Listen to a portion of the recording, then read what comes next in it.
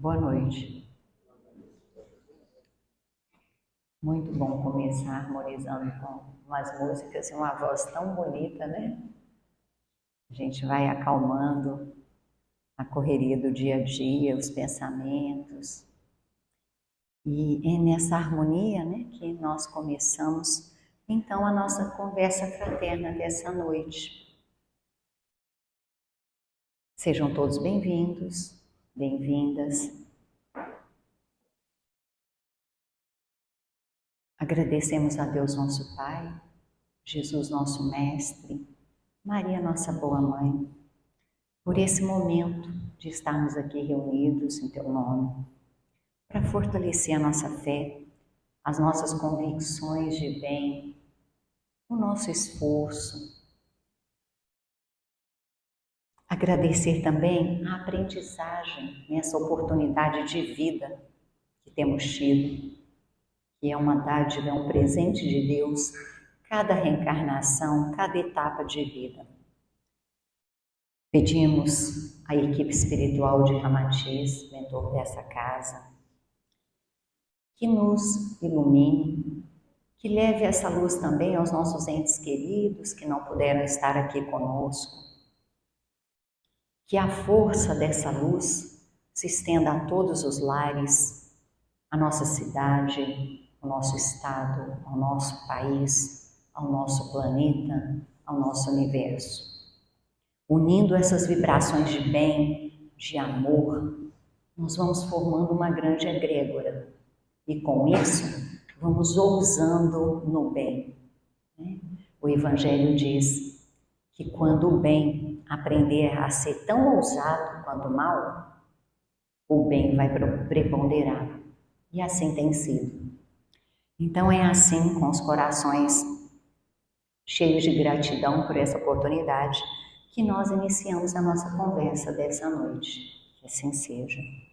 Hoje nós vamos conversar sobre esse tema, o mundo e a crença. É mais uma lição do livro Pão Nosso, é o capítulo 131. Chama O Mundo e a Crença. Nós temos tido aí já parte do ano, porque nós terminamos o livro Caminho, Verdade e Vida, e iniciamos o estudo dos capítulos desse livro, o Pão Nosso, que é de uma trilogia, que é uma coleção Fonte Viva. É o livro Fonte Viva, o Caminho, Verdade e Vida e o Pão Nosso. São 3 livros, até temos na biblioteca. Então são lições pequenas, né, mas de grande profundidade e com muita clareza. Então às vezes até ficamos repetitivos, mas para isso mesmo, né? É nessa simplicidade que traz uma grandiosidade. Então, vou trazer a lição. Ele começa a lição, né, Emmanuel, dizendo, do versículo de Marcos, capítulo 15, versículo 32. O Cristo, o Rei de Israel, desça agora da cruz para que o vejamos e acreditemos. Então, começa com esse versículo. E vem a lição que tem 10 pequenos parágrafos. Por isso que são muito raros os homens habilitados à verdadeira compreensão da crença pura em seus valores essenciais. Encontramos os que enjoariam o Cristo para confirmá-los. A mentalidade milagreira sempre nadou na superfície dos sentidos, sem atingir a zona do espírito eterno. E se não alcança os fins menos dignos aos quais se dirige, descamba para os desafios mordazes. E no caso do mestre, as observações não partem somente do populacho, do povo. Assevera Marcos que os principais dos sacerdotes, como escribas, partilhavam dos movimentos insultuosos, como a dizer que intelectualismo não traduz elevação espiritual. Os manifestantes conservavam-se surdos para a boa nova do reino, cegos para a contemplação dos benefícios recebidos, insensíveis ao toque do amor que Jesus endereçara aos corações. Pretendiam apenas um espetáculo. Descesse o Cristo da cruz num passe de mágica e todos os problemas de crença inferior estariam resolvidos. O divino interpelado, contudo, não lhes deu outra resposta além do silêncio, dando-lhes a entender a magnitude do seu gesto inacessível ao propósito infantil dos inquiridores. Se és discípulo sincero do Evangelho, não te esqueças de que, ainda hoje, a situação não é muito diversa. Trabalha ponderadamente no serviço da fé. Une-te ao Senhor, dá quanto puderes em nome dele e prossegue servindo na extensão do bem, convicto de que o vasto mundo inferior apenas te pedirá maliciosamente distrações e sinais. Essa é a lição. Então vamos conversar um pouquinho, sobre essa lição. O que essa lição do livro Pão Nosso nos traz de reflexões, de indagações, de inquietudes, Aqui no pouco tempo que a gente tem, a gente vai abordar alguns aspectos, mas tendo oportunidade, retomem a ela. É um momento que o nosso mundo está precisando mesmo, Saber o que é uma crença, o que é uma religiosidade, o que é espiritualidade, o que é religião, o que é uma crença pura, o que é uma crença fanática, o que é a fé. Então nós vamos abordar um pouquinho aqui. Vamos começar. Religiosidade. Sabemos o que vem a ser religiosidade? Criaturas no mundo com conceitos transcendentes cultivam a religiosidade, a crença. Hoje nós temos aí um vasto leque, de tantas terapias, tantos estudos dentro da ciência, dentro da espiritualidade, dentro de várias religiões, seitas, tantas coisas, E aí, todas trazem conceitos transcendentes? E ao trazer, cultivam a religiosidade e a crença? O ser bom cumpridor de rituais religiosos, que tem uma vasta cultura doutrinária, uma intelectualidade, ele tem religiosidade? Ou vice-versa, Quem tem muita religiosidade tem uma cultura doutrinária, precisa ter a intelectualidade? Para a doutrina espírita, religião é um canal de ligação íntima entre cada indivíduo para com Deus e a espiritualidade, livre de quaisquer formalidade, rituais e explicações ou exibições exteriores. Tem sido assim? Eis porque se diz a religião natural. A religião natural nunca foi preciso dessas manifestações exteriores. Porém, lá na questão do Livro dos Espíritos, a 221, nos sugere que, antes mesmo da gente observar os fenômenos que acontecem no universo, partindo dos corpos celestes, da natureza, do nosso próprio organismo, mesmo os mais selvagens, eles já conservavam em si uma espécie de crença instintiva da existência de Deus e o pressentimento da vida espiritual. Mesmo o ser humano lá mais selvagem. E aí a gente diz, que toda crença chega a ser fé. Cumprimento de rituais, de dogmas, sacramentos quer dizer fé? Quem é que criou tudo isso? Foi Deus? Foi Jesus? Foi o homem? Quem é que tem criado tudo isso? Então, toda crença chega a ser fé? De maneira alguma, não chega mesmo, não é verdade? Muitos, nos diz Emmanuel, convencidos do que leem, do que estudam, mas são poucos que moldam sua vida a partir disso, do que conheceram, do que ouvem. Poucos são os convertidos no sentido mais profundo. Então, há quantos que, às vezes, sabe a Bíblia toda, o Evangelho todo, a bibliografia daquela religião, daquele, que frequentam, mas pouco se converte na prática, na própria vida. E aí eu entendo que informação nós temos livre acesso.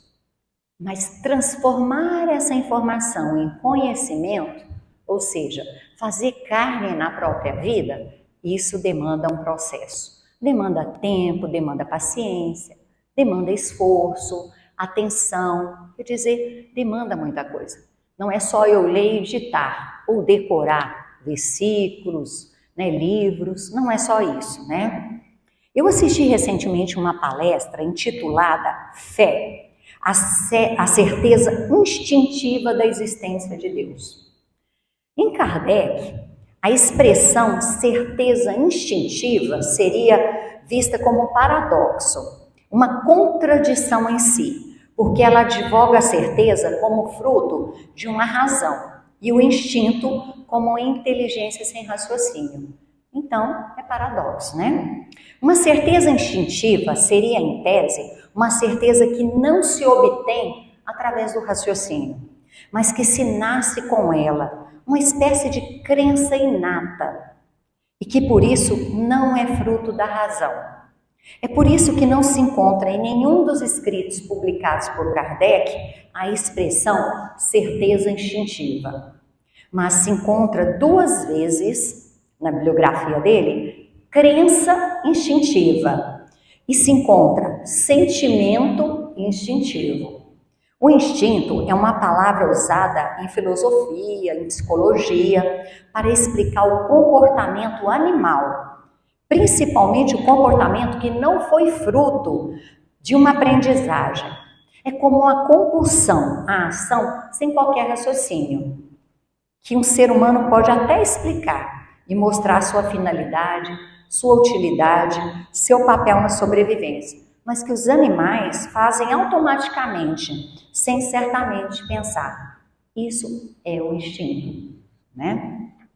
A razão, ela já é um termo ou expressão empregada, principalmente de uma forma clássica, para explicar um conjunto de operações mentais e lógicas e consistentes, realizada pelos seres humanos, que substituiriam com vantagem uma forma mágica, né, do conhecimento, uma forma mítica do conhecimento, na qual se contavam histórias para se explicar.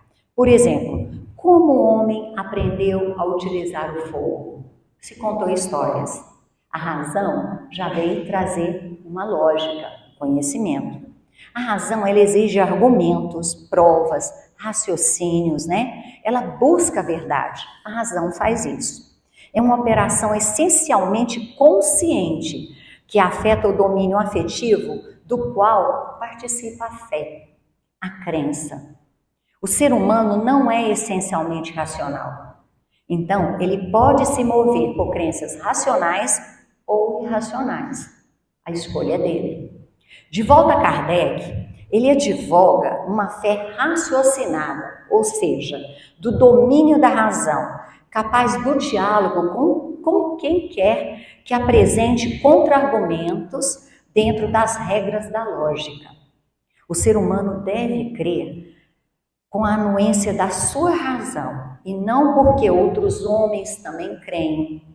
Kardec faz um convite à humanidade a acordar do seu sono dogmático, ou seja, das ideias compartilhadas por sua família, por sua comunidade religiosa, da sua comunidade política, por seus amigos, mas que estão sustentadas pela razão do seu próprio sujeito. Então ele convida, e no Evangelho vamos encontrar sobre a fé raciocinada, e não uma crença instintiva, né? E continua, a fé, segundo o Espiritismo, é uma fé esclarecida, que não menospreza uma fé que raciocina, com base sólida, mas que vai até a caridade, vai à prática do que aprende, do sentimento de luz.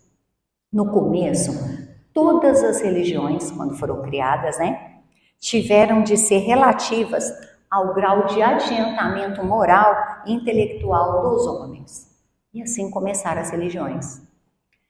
Sendo os homens materializados demais, assim começou a humanidade, para compreender o mérito das coisas puramente espirituais, atribuíram maior valor, né, dos deveres religiosos a fórmulas exteriores.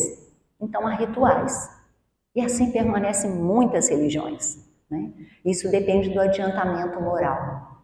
E a cada religião a gente vai vendo, então, essas diferenças. Por que as diferenças? Pelo adiantamento do moral, né, daqueles que a seguem. Por muito tempo, essas fórmulas satisfizeram a razão deles, ou nossas, né? Porém, mais tarde, porque a luz se fez em seu espírito e sentido o vácuo, né, o vazio dessas fórmulas, uma vez que a religião não a preenchia, abandonaram.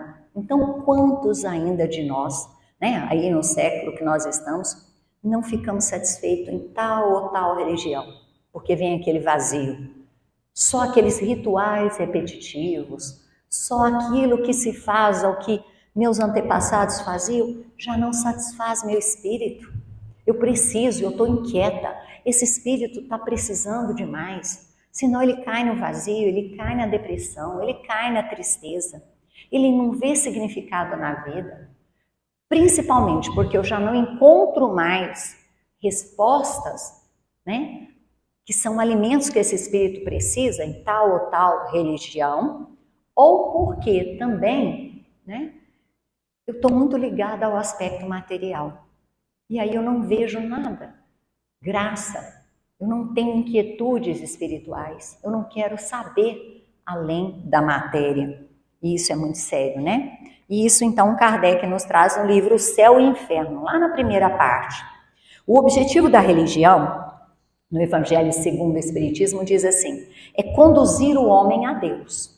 Ora, este não chega a Deus senão quando se torna perfeito. Logo, toda religião que não torna o homem melhor não alcança o seu objetivo.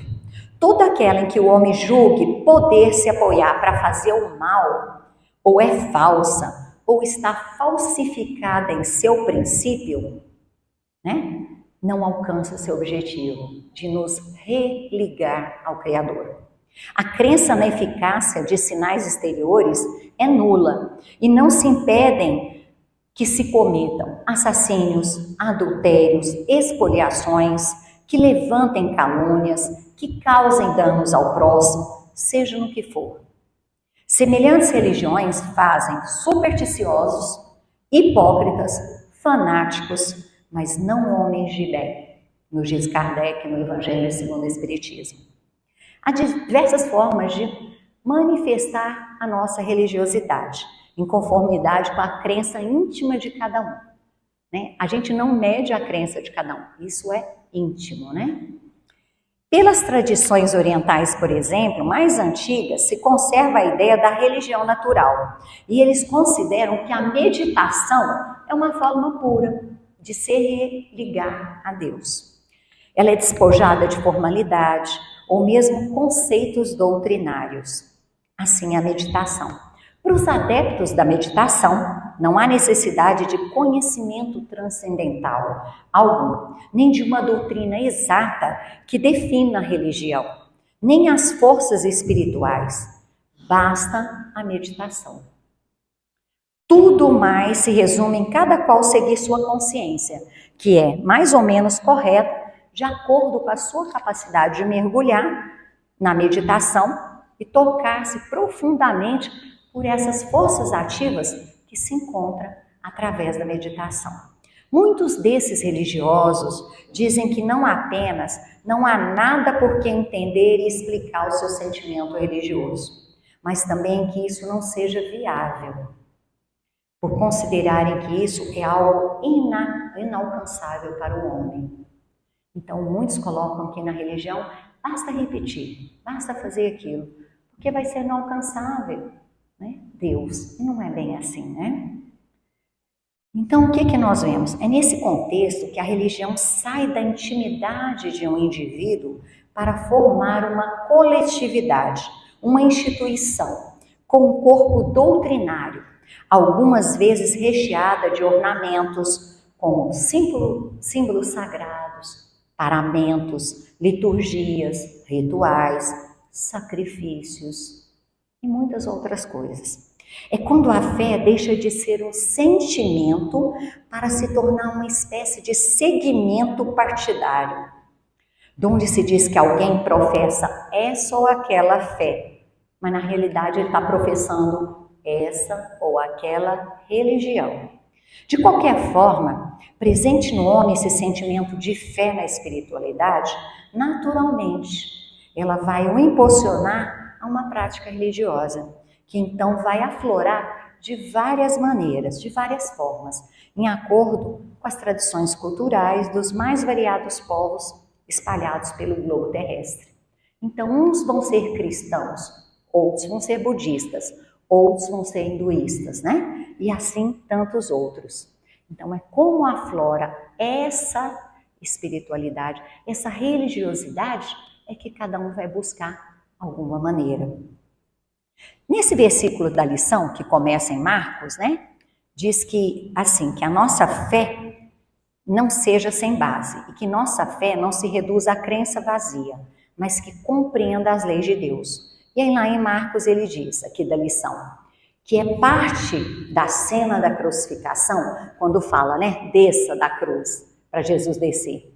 Nela, nesse momento lá da crucificação, desafiam Jesus a demonstrar o que ele dizia ser.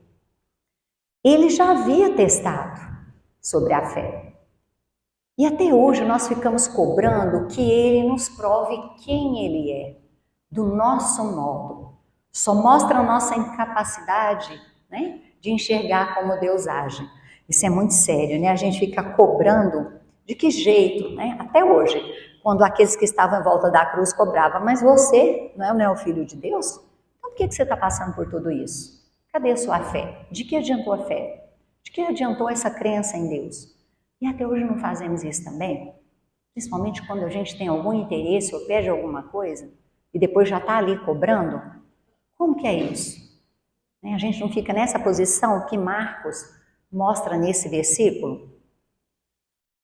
A lição vem nos falar, essa lição, né? A crença e o mundo, da crença pura.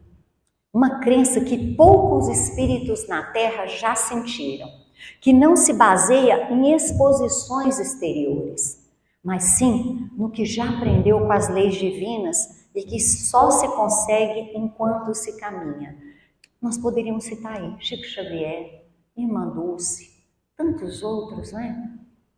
Não precisaram de rituais, de tantas coisas exteriores, mas sim da prática realmente, da crença pura, que é fazer o bem, fazer a caridade. Fenômenos, cultos, dogmas não consolida a nossa fé, gente. Não consolida. Mesmo com tudo isso, não abrir o coração de vivências de tudo o que viveram. Quantos e quantos, e nós nos inserimos nisso nas, né, inúmeras encarnações, ainda não entendemos que nós temos que abrir o coração para tudo que a gente vive. Como que é abrir esse coração? Muitos se intitulam crentes, muitos espíritas ainda se detêm em fenômenos. Nossa, eu preciso eu preciso receber uma psicografia, eu preciso receber uma mensagem. Né? Ontem eu estava ali no Cuidadores, achei interessante, na terça-feira, uma pessoa esperando falou assim, todo mundo que aplica terapia é médium? Porque nós temos cuidadores e temos o trabalho mediúnico. Todos são médios? Porque nem todo mundo é médium, né? Aí eu virei para essa pessoa assistida que estava esperando e falei, todos nós somos. Uns mais ostensivos, outros se dedicam ao estudo e à disciplina, mas todos somos. Né? Médium é aquele que media o plano espiritual, né, com o plano físico, daqui para lá ou de lá para cá. Todos nós não temos essa capacidade. Jesus não nos orienta e nos alerta, vós sois deuses? O que é que nós estamos fazendo com isso? Por que a gente não escuta a nossa intuição? É mediunidade. Por que a gente não escuta, né, aqueles pressentimentos que nós temos? Por que nós não escutamos os nossos pensamentos e sentimentos quando alguma coisa angustia a gente, fala, ó, não está legal, isso não foi legal. que alguma coisa está nos acusando. Isso tudo faz parte, basta a gente ter atenção, né, a nós mesmos, procurar o conhecimento de si mesmo. Então, como é evidente, o Espiritismo não é uma religião constituída nos moldes das religiões tradicionais, mas traz em seus fundamentos conceitos convergentes com as ideias religiosas comuns, o que faz com que sua doutrina tenha consequências práticas de uma religião, como, por exemplo, pelo exercício da prece, a comunhão positiva de pensamentos e vibrações, porque o objetivo primordial da doutrina espírita é promover a evolução espiritual dos indivíduos, em conjunto com a fraternidade universal de Deus e com Deus. O caráter religioso espírita se concentra nas ligações afetivas e emocionais, nas manifestações dos indivíduos com seus semelhantes. Nesse sentido, é que o Espírito Emmanuel vem definir religião como sentimento divino, cuja exteriorizações são sempre o amor nas expressões mais sublimes, enquanto a ciência e a filosofia operam o trabalho da experimentação, a religião edifica e ilumina os sentimentos. Está lá no livro Consolador. Se a religião, a princípio, apropriada aos conhecimentos limitados do homem, tivesse acompanhado sempre o movimento progressivo do pensamento humano, não haveria incrédulos, porque a necessidade de crer está na própria natureza do homem, e ele terá fé desde que lhe seja dado o sustento espiritual de harmonia com as suas necessidades intelectuais. Então, é a busca da razão com a sensibilidade, né? Dos pensamentos com os sentimentos. É esse equilíbrio que se busca. Muitos seguem o arquétipo da multidão, que é o seguinte: se não atende o que quero, não me é conveniente, não é aceito, então se despreza, desdenha e ironiza. Vou dar um exemplo bem claro. Se o protestantismo não me atende, se não faz o que eu quero, se não me é conveniente, eu desprezo. Se o espiritismo não me atende, não resolve meus problemas, não faz um milagre, eu ironizo. Estão percebendo o que é que Jesus tem nos falado? O que é esse arquétipo da multidão? Né? E o respeito à diversidade, como falamos antes, a crença é íntima. O processo de cada um também, não há que se comparar. Instintivamente, todos nós temos a crença no futuro, todos, né? Mas não possuindo até agora nenhuma base certa para defini-lo, a nossa imaginação fantasiou teorias que provocam a diversidade de crenças. Vou reencarnar. Eu vou viver em planos astrais diferentes. Outro, eu vou ficar ao lado direito de Deus Pai Todo-Poderoso eternamente. A outros, eu vou ter um descanso eterno. A outros, eu vou continuar trabalhando. Não é porque eu mudei do plano físico que eu vou ficar em descanso eterno. Aí vem a divergência, não é mesmo? Mas a doutrina espírita, não sendo uma obra da imaginação, mais ou menos arquitetada engenhosamente, porém o resultado da observação de fatos materiais que se desdobram hoje à nossa vista, atrairá opiniões divergentes ou indecisas no futuro, como já está acontecendo. E pela força das coisas, trará gradualmente a unidade de crença sobre esse ponto, não já baseada em simples hipótese, mas na certeza, né? Eu que já estou há muitos anos aí, muitos daqui também na doutrina espírita, temos visto chegar aqui na casa espírita pessoas de vários credos, né? Protestante, católicos, os que se dizem ateus, incrédulos, porque uma coisa já tem acusado a nossa consciência, de que a vida futura existe e de que a vida não é só isso aqui. E chega a hora que a conta chega na nossa fatura, e essa fatura é a nossa consciência, é o nosso sentir, é o nosso pensar, e aí eu vou buscar. Que oportunidade teríamos se a gente pudesse que essa conta chegasse a gente desde criança, né? Mas não. Desde criança a gente vai buscar formar a parte intelectual, a parte material, profissional, e vamos esquecendo que nós temos duas naturezas, uma física, mas uma espiritual. E que a nossa natureza física é um veículo para que a natureza espiritual possa se desenvolver nesse plano. Quantas vezes esquecemos disso e damos, maioria, e vou pôr 3/4, ou vamos colocar metade da vida, em buscar só atender a natureza física. Fora o materialismo científico, também se verifica a existência da incredulidade, daqueles que, sem nem se basear em qualquer explicação lógica para a origem e organização do universo, professam a sua descrença. Só que a descrença é quase uma crença também, né? E por extensão, uma antipatia pelas religiões e por toda e qualquer ideia espiritualista. Atento a esses danos da incredulidade, Kardec vem nos alertar dos perigos da incredulidade, que é muito íntima do desejo de se gozar livremente dos prazeres materiais. A incredulidade está muito baseada nisso, né? Essa é a relação com a religiosidade.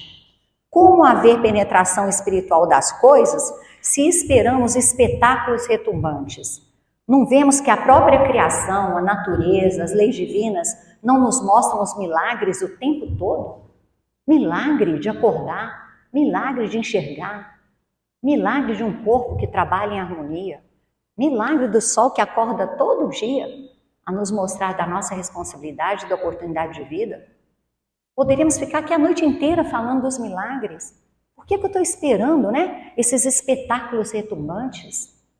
Precipitações, imprudências não permitem observarmos os aspectos morais e espirituais do mundo. Então, nossa crença fica, por assim dizer, impura, e não aquela crença pura.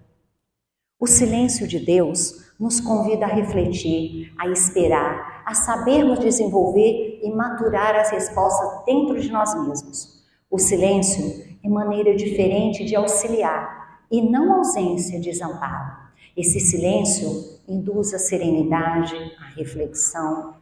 Trabalhar ponderadamente, como nos coloca a lição no serviço, não é ficar estanque, mas é trabalhar com serenidade, com reflexão, com ponderação. Crença pura é consciência pura? Como tê-la? Cristo crescerá aos nossos olhos na medida que crescermos nele. Muitos nos questionam, está seguindo Jesus e sua doença não passa? Sua vida material só piora? Serve tanto a Jesus e nada melhora? Assim se indaga, pois só se vê sinais exteriores, fenômenos. Olhos da fé vê mais, vê a vida do espírito avançar, e essa é íntima. Nossos propósitos e rogativas são infantis? Um dia Jesus foi objeto de escárnio, de malícia. Ainda é assim? Ou tem havido avanço além, da crença para uma fé verdadeira? Como que tem sido isso? Qual tem sido a crença no mundo?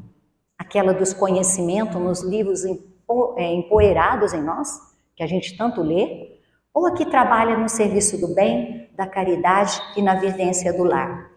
Uma vez, Buda estava reunido com seus discípulos e perguntaram para ele assim, certa manhã, quando o homem se perguntou, existe Deus? Buda falou, existe.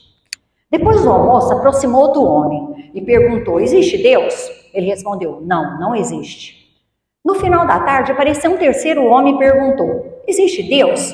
Ele respondeu, você terá que decidir.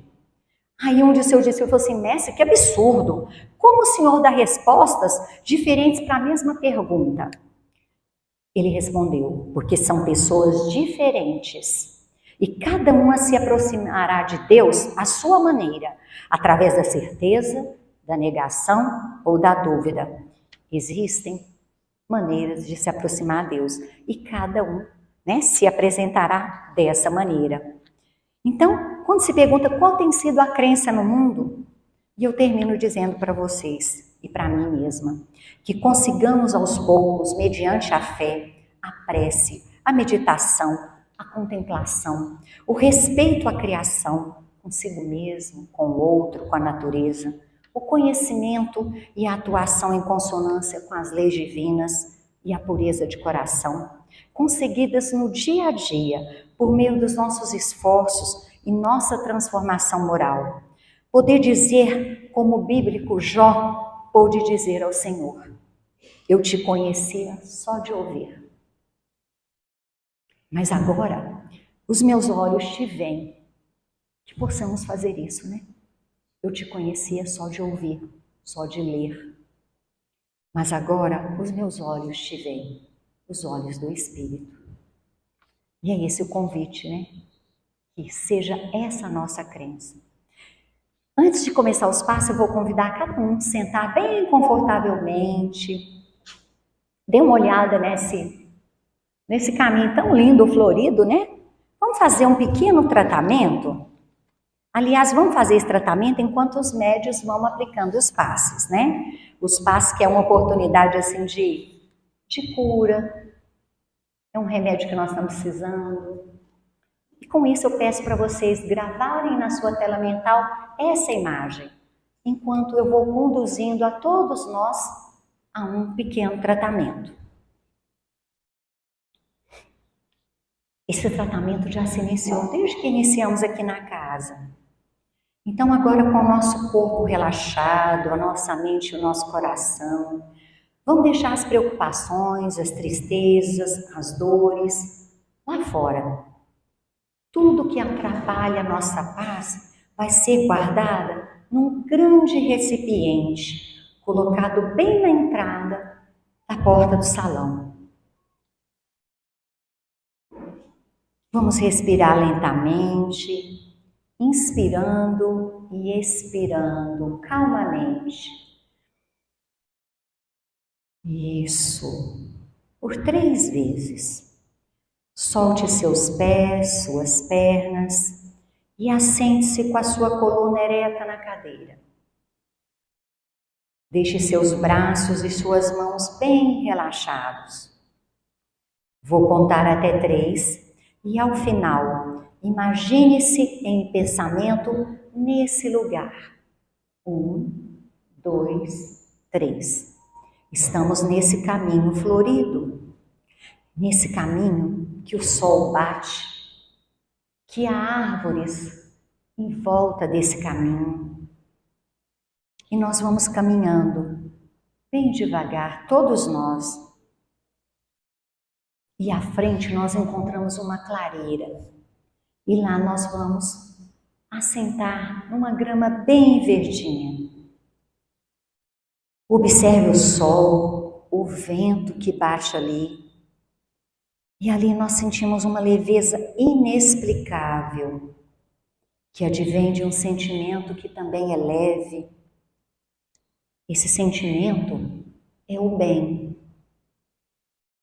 Esse bem que está dentro de nós, da nossa mente, da nossa consciência, que está dentro dos nossos corações, com tantos sentimentos elevados que nos religam ao nosso Criador.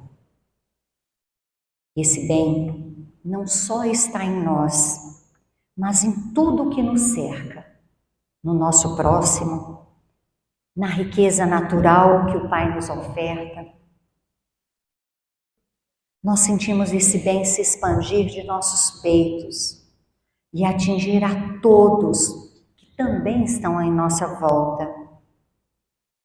E uma grande rede de entrelaçamento se cria, fortalecendo esse estado em todos nós. Sentimos uma alegria indizível. Recordemos de quando recebemos o bem, de quantos, da forma que vier, de quem vier. Guardemos gratidão a todo o bem recebido, pois é Ele que nos fará merecedores dos bens que ainda virão.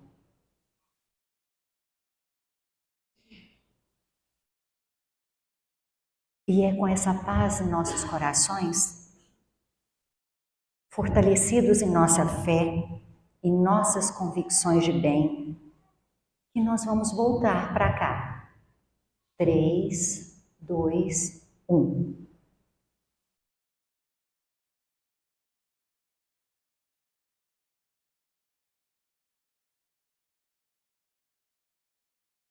Sinta pela sua respiração como você está agora, do momento em que você entrou aqui hoje.